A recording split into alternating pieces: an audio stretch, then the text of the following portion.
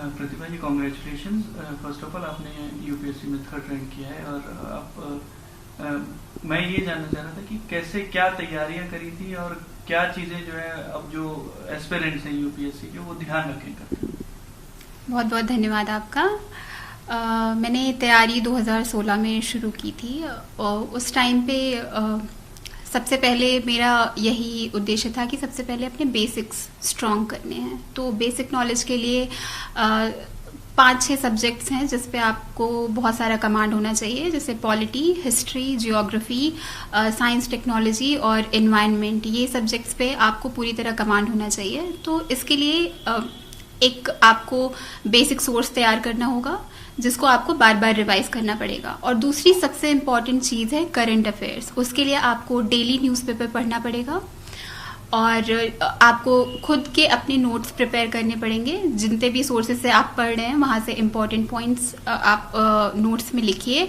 और तीसरी सबसे ज़्यादा ज़रूरी चीज़ है रिवीजन करते रहना बार बार आपने जो भी पढ़ा है। बहुत सारा मटेरियल पढ़ के आपको कोई फ़ायदा नहीं होगा जब तक आप उसको रिवाइज नहीं करते, जब तक वो आपको याद नहीं रहती।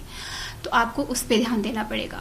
फिर चौथी चीज़ है प्रैक्टिस। आपको क्वेश्चंस की प्रैक्टिस बार बार करनी पड़ेगी। चाहे प्रीलिम्स का एग्जाम हो, आपको उसके लिए मल्टीपल चॉइस क्वेश्चंस प्रैक्टिस करने पड़ेंगे। कम से कम 30 से 40 टेस्ट आपको लगाने पड़ेंगे बिफोर प्रीलिम्स के एग्जाम में। और फिर मेंस के टेस्ट के लिए आपको बहुत सारी आंसर राइटिंग करनी पड़ेगी, एसेज लिखने पड़ेंगे।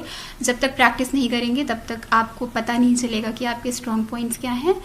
फिर फाइनली इंटरव्यू या जिसे पर्सनालिटी टेस्ट कहते हैं, उसके लिए भी प्रैक्टिस बहुत ज़्यादा ज़रूरी है। आपको क्वेश्चंस की प्रैक्टिस मिरर के सामने करनी पड़ेगी, आपको मॉक देने पड़ेंगे पैनल्स के सामने, आपको फ्रेंड्स के साथ क्वेश्चन आंसर बोलने की प्रैक्टिस करनी पड़ेगी।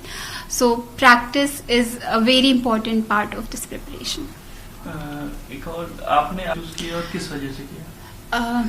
मैं यूपी से बिलोंग करती हूँ, सुल्तानपुर डिस्ट्रिक्ट से। तो इसकी वजह से सबसे पहला कार्डर प्रेफरेंस में मैंने होम कार्डर ही डाला है। तो मेरी फर्स्ट प्रेफरेंस यूपी है, उसके बाद मैंने एमपी प्रेफर किया है, फिर राजस्थान।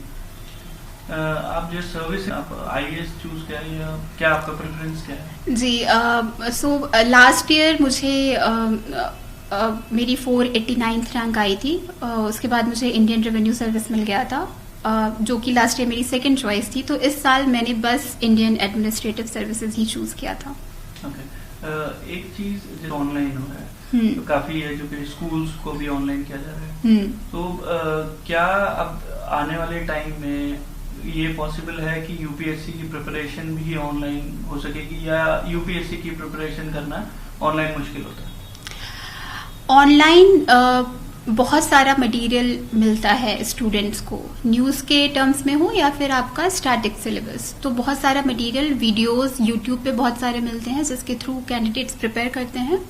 तो ऑनलाइन एजुकेशन आज बहुत बड़ा मीडियम बन गया है प्रिपरेशन का, नॉट जस्ट सिर्फ अर्बन एरियाज में रहने वाले कैंडिडेट्स के लिए नहीं, बल्कि इसकी वजह से रूरल एरियाज के कैंडिडेट्स के लिए अपॉर्चुनिटी बहुत बढ़ गई है। एंड जैसे जैसे कोविड आया है, आप जानते होंगे कोचिंग्स ऑलमोस्ट बंद हो गई हैं, स्टूडेंट्स आ नहीं रहे हैं दिल्ली, तो उसकी वजह से कोचिंग्स अपना क्लासेस ऑनलाइन शिफ्ट कर रही हैं। तो ये बहुत ही एक तरीके से पॉजिटिव चेंज भी है कि बच्चे अपने घर के माहौल में रह के तैयारी कर पाएंगे, जहाँ पे उनके पास पूरा सपोर्ट है, उनकी हेल्थ अच्छी रहेगी, उनको प्रॉपर न्यूट्रिशन मिलेगा और पूरा इकोसिस्टम घर का थोड़ी शांति के साथ वो पढ़ाई कर सकते हैं। ये भी अच्छी तरीके से बात है। और फाइनेंशियली वीकर बैकग्राउंड से जो कैंडिडेट्स हैं, जो अफोर्ड नहीं कर सकते दिल्ली में रहना, उनके लिए भी बहुत बड़ी अपॉर्चुनिटी इससे मिलेगी। तो अभी भी इस कोविड के पहले भी आधे से ज़्यादा प्रिपरेशन ऑनलाइन शिफ्ट हो गई थी, और कोविड के बाद आई थिंक बहुत हद तक ये 70 to 80% प्रिपरेशन ऑनलाइन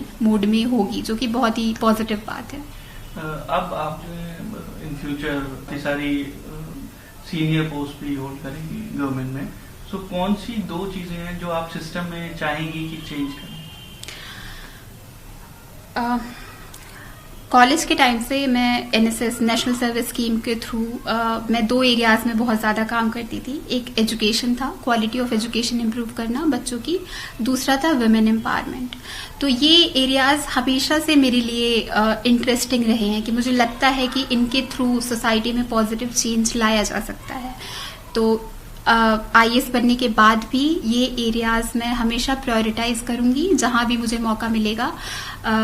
अभी करंटली न्यू एजुकेशन पॉलिसी भी आ गई है जिसमें क्वालिटी ऑफ एजुकेशन इम्प्रूव करने की बात कही गई है, जो कि अभी पूरे नेशनल लेवल पे ये एक एजेंडा बनेगा, तो उसके तरफ मैं कंट्रीब्यूट करना चाहूंगी। Okay, thank you.